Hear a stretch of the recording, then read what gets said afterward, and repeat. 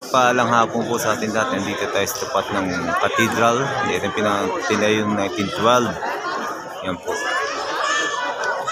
Ito yung old town ng Split, Croatia.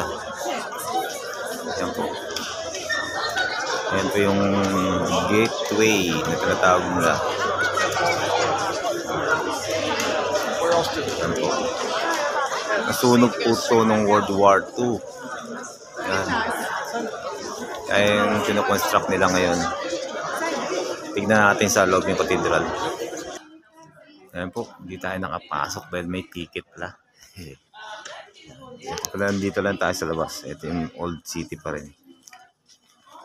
Dito naman sa area na to, ito yung military camp nila dito sa likod.